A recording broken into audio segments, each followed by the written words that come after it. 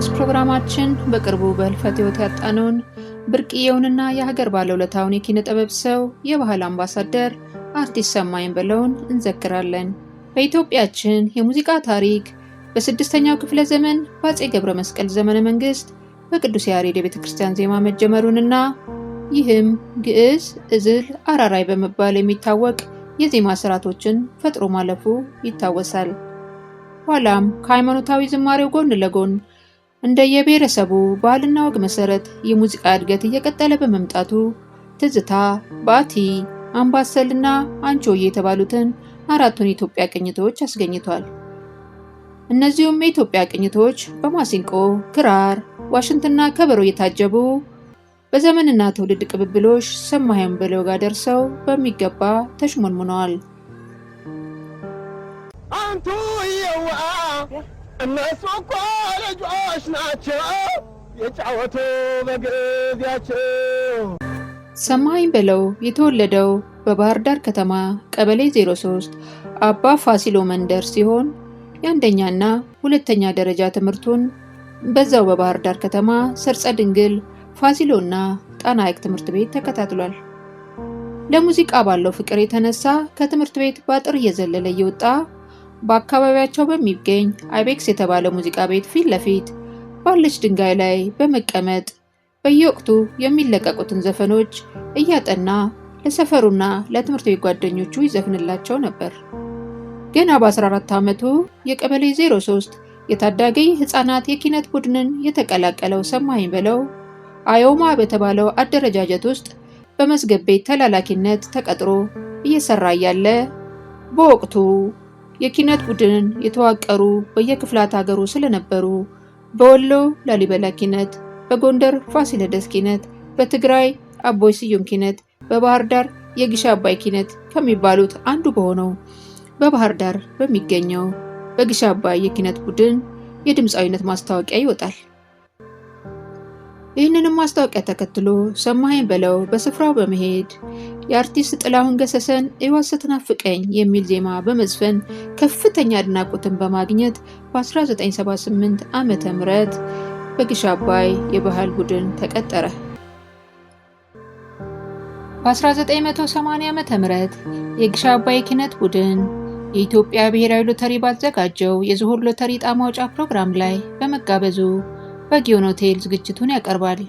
በዚህን ጊዜ ይህ ስራ በሰማኸኝ በለውና ይሁኔ በላይ እንዲሁም ሌሎች የስራ አጋሮቻቸው በጋራ በመሆን አንቱ የዋ እነሱ እኮ ልጆች ናቸው ይጫወቱ በጊዜያቸው የተሰኘ የገጠር የፍቅርና ቤተሰብ ባህልን የሚያሳይ ድንቅ ስራ አስውበው አሳምረው በአገርኛ ባህል ያቀርባሉ። ይህ ስራ በኢትዮጵያ ብቸኛ በሆነው የኢትዮጵያ ቴሌቪዥን ይተላለፋል። ታዲያ ይህ ቀን ለአርቲስት ሰማኸኝ በለውና ይሁኔ በላይ እንዲሁም ለግሽ አባይ ኪነት የከፍታ ቀናቸው ነበረ።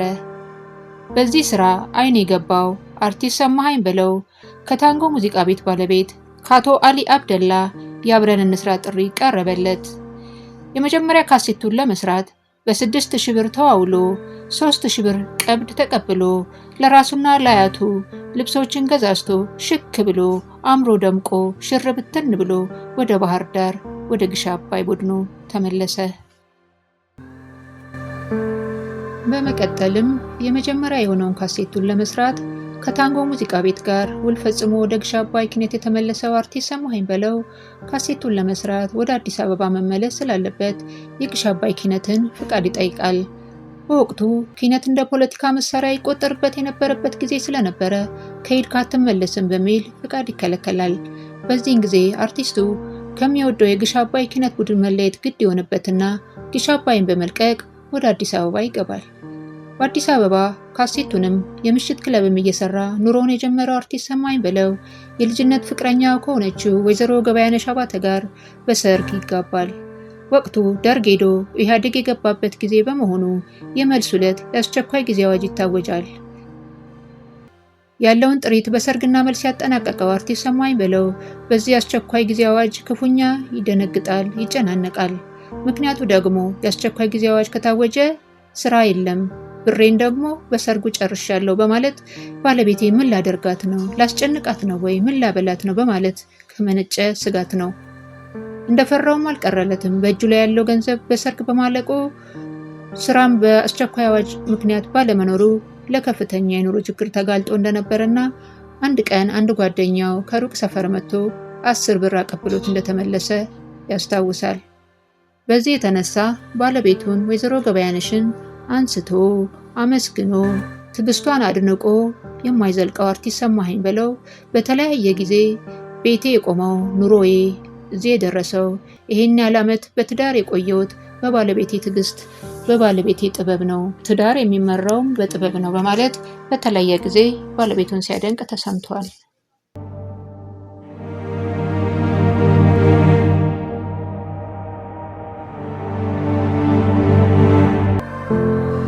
የመጀመሪያ ካሴቱን ከታንጎ ሙዚቃ ቤት ጋር ሰርቶ የተፈለገውን ያህል ተሰሚነት ባለማግኘቱ ቅር የተሰኘው አርቲስቱ በድጋሚ ሁለተኛ አልበሙን ከሳምሶን ሙዚቃ ቤት ጋር ይሰራል። ይህም ሙዚቃ እንደ በፊቱ ሁሉ ተሰሚነትን ባለማግኘቱ ሙዚቃ አላቅም እንዴ ብሎ ግራ የተጋባው አርቲስቱ ሶስተኛ አልበሙን ይሰራ ዘንድ ኢትዮ ሙዚቃ ቤት ይጠይቀዋል። ሶስተኛውን አልበም ከሰራ በኋላ መጠነኛ ተሰሚነትን ያገኘው አርቲስቱ ኋላም በደራሲ አበበ መለሰ የኮሌክሽን ስራ እንዲሰራ ይጋበዝና ጉድፈላ በአሜሪካ የሚለውን ሙዚቃ ሰርቶ ከኢትዮጵያ እስከ አሜሪካ ተወዳጅነትን ያተርፋል። በማስከተልም ደራሲ አበበ ብርሃኔ ከድምፃዊት አቦነሽ አድነው ጋር አሃይላሉዬ የሚለውን ዘፈን ያሰራውና ሌላ ተወዳጅነትን ይጨምራል። ከዚህ በማስከተል አርቲስት ሰማኸኝ በለውን ማሰራት የሚፈልጉ ሙዚቃ አሳታሚዎች በጨረታ መጉረፍ ጀመሩ። ይህንን እድሉን የተመለከተው አርቲስቱ ራሱ አብሮ መስራት ከሚፈልገው ኤሌክትራ ሙዚቃ ቤት ጋር ሄዶ በማነጋገር አራተኛ አልበሙን ባላገር የተባለ ሰማኸኝን የሰራውን ሙዚቃ ያበረክታል። ከዚህ በኋላ ለአርቲስቱ እድል የተከፈተለት ሲሆን በዚህን ጊዜ በግሽ አባይ ስም የራሱ የሆነ ባንድ ያቋቁማል።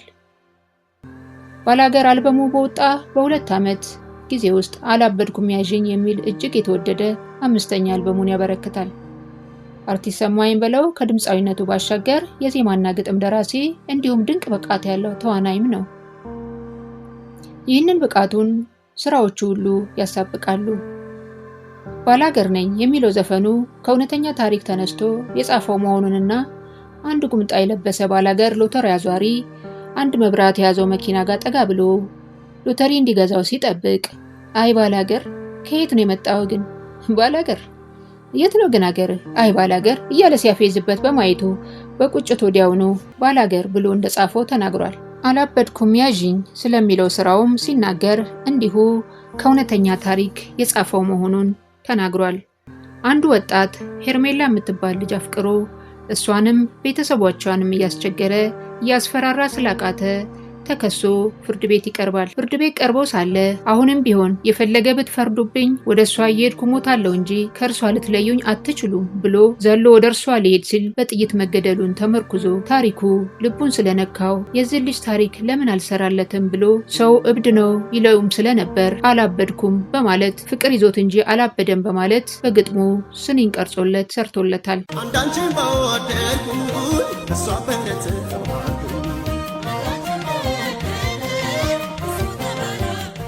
ብርቅዬውና አይተኬው የኪነ ጥበብ ሰው አርቲስት ሰማኸኝ በለው ሰሜ ባላገሩ በርካታ አይረሴ ስራዎቹን ጥሎልን አልፏል።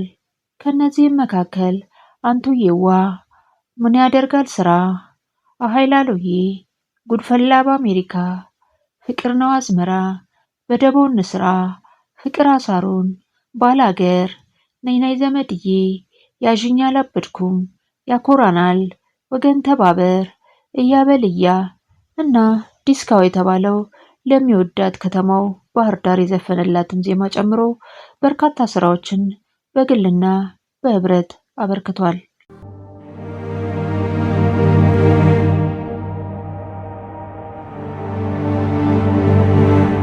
አርቲስት ሰማኸኝ በለው በ1990 ዓመተ ምህረት የራሱ የሆነ የባህል ምሽት ቤት በዮርዳኖስ ሆቴል ፊት ለፊት ከፍቶም ነበር። በወቅቱ በዛው በካሳንቺስ አካባቢ እንደነ ሸዋጌጥ፣ ኃይልዬ ታደሰ፣ ብጻት ስዩምና እንደ ልቤ ማንደፍሮ የመሳሰሉ የምሽት ቤቶችም ነበሩ። ነገር ግን የአንዳቸውን ቤት ሳይቀዘቅዝ በድምቀት ይሰሩ እንደነበር ያንዳቸው ቤት ሲዘጋም ወደ ሌላቸው ቤት በመሄድ ጓደኛቸውን ያበረታቱ እንደነበረ ከኢቢኤስ ጋር በነበረው ቃለ መጠይቅ ገልጿል።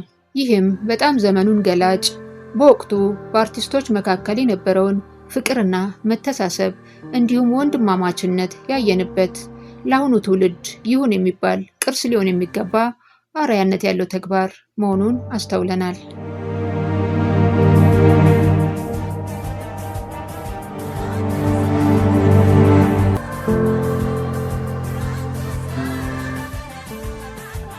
አርቲስቱ ባላገር ነኝ በሚል ተወዳጅ ስራው ምክንያት ስሙ ተቀይሮ ሰሜ ባላገር የተባለ ሲሆን በ1991 ዓ.ም በደረሰበት ድንገተኛ የመኪና አደጋ ባምቢስ ተብሎ ይጠራ በነበረው አካባቢ ያለ ድልድይ ውስጥ ከነመኪናው በመገልበጡ ካጠገቡ ያለው ጓደኛው ኪቦርዲስት ግሩም ተስፋዬ ህይወቱ ያልፋል።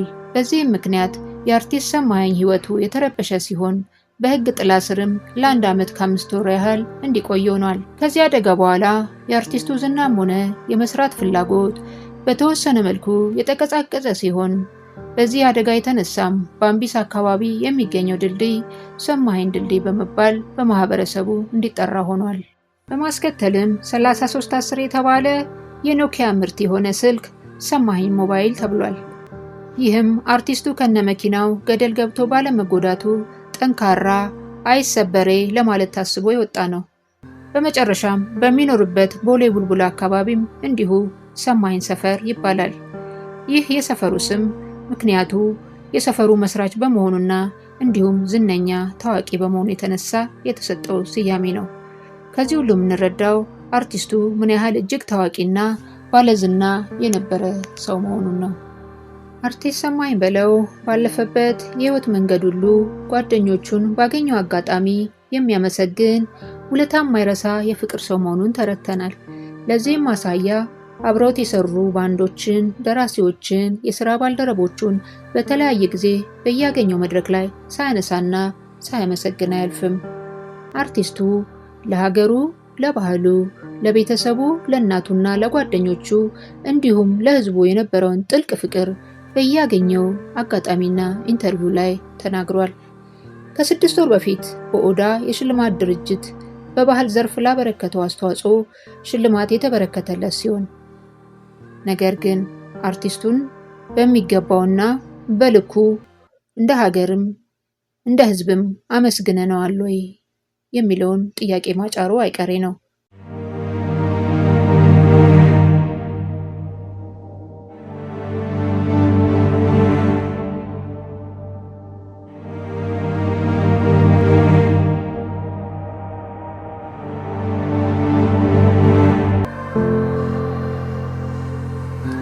አርቲስት ሰማኸኝ በለው በኪሎ መጨመሩ የተነሳ ትችትና አስተያየት እያስተናገደ መሆኑን በተለያዩ ኢንተርቪዎቹ ላይ አሳውቋል። በዚህም የተነሳ ወደ ኢትዮ ኢስታንቡል ሆስፒታል በመሄድ ክትትል መጀመሩንና በ7 ሳምንታት ውስጥ 10 ኪሎ መቀነሱን ለሚወደው ህዝብ በሶሻል ሚዲያ እያጋራም ነበር። ታዲያ በድንገት ሰኔ 8 ቀን 2018 ዓ.ም ህይወቱ ማለፉ ተሰማ። አርቲስቱን በውፍረቱ በማሸማቀቅና በማሳቀቅ ላይ ተሰማርተው የነበሩ የሶሻል ሚዲያ ተጠቃሚዎች አንድ ነገር ቆም ብለው ሊያስቡ ይገባል። አንድን ሐሳብ ከመሰንዘራቸው፣ ከመጻፋቸው፣ ከመናገራቸው በፊት 2-3 አስበው ቢናገሩ መልካም ነው እንላለን። የአርቲስት ሰማኸኝ በለው አሟሟት ይህም ይሁን ያ፣ ነገር ግን አርቲስቱ ወፍሮም ይሁን ምንም ሆኖ ለእኛም ሆነ ለሀገራችን ቢኖርልን ቅርሳችን ነበርና መልካም ነበር። ሰዎችን ፈልገው ባላደረጉት ነገር ማሸማቀቅ ይቅር ስንል መልእክታችንን እናስተላልፋለን። ለቤተሰቦቹ፣ ለባለቤቱ፣ ለልጆቹ፣ ለልጅ ልጆቹ፣ ለእናቱ፣ ለሀገሩ፣ ለሚወደው ህዝብ፣ ለአድናቂዎቹ እንዲሁም ለጓደኞቹ ሁሉ ከልብ መጽናናትን እንመኛለን። ሰሜ ባላገሩ ነፍስ በሰላም ተረፍ።